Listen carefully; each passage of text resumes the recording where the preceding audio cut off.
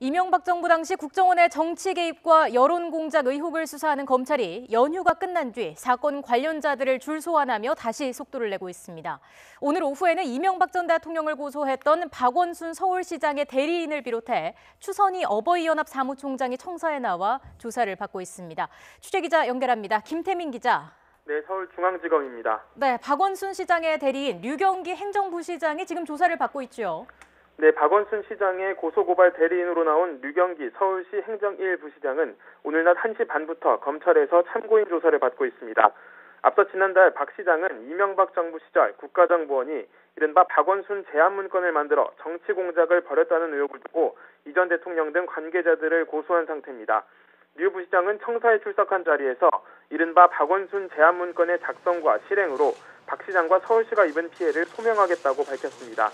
당시 국정원은 SNS를 통한 여론 공작을 벌이고 박 시장은 물론 서울시 정책에 대한 전방위 비방 공작을 벌인 것으로 조사됐습니다.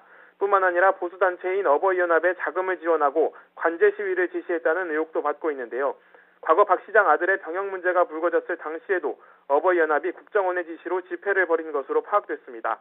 검찰은 오늘 류 부시장을 상대로 당시 박 시장과 서울시가 받은 피해, 또 알려지지 않은 추가 정황 등을 확인할 예정입니다. 네, 이처럼 관제 시위 의혹을 받는 추선희 어버이연합 사무총장도 벌써 세 번째 검찰에 나온 거죠?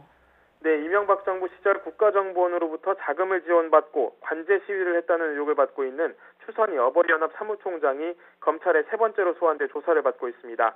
추 씨는 국정원의 박원순 제안 문건에 담긴 내용대로 어버이연합을 동원해 박 시장 반대 집회를 연 혐의를 받고 있습니다. 오늘 오후 2시쯤 서울중앙지방검찰청에 도착한 추 씨는 검찰 조사에 앞서 취재진에게 국정원으로부터 돈을 받은 사실이 없고 중소기업으로부터 노인복지기금을 받았을 뿐이라며 관련 혐의를 전면 부인했습니다. 함께 자리에 나온 변호인 서석구 변호사는 검찰이 추 씨를 공개 소환하고 피의 사실을 공표했다며 담당 검사를 교체해주지 않으면 추 씨가 묵비권을 행사할 것이라고 말했습니다. 이와 별개로 어버이연합은 오늘 종합편성 채널 JTBC가 지난달 28일 시사 프로그램에서 자신들이 국정원 자금을 받아 인터넷에 댓글을 썼다고 허위 보도를 했다며 고소장을 제출하기도 했습니다. 지금까지 서울중앙지검에서 전해드렸습니다.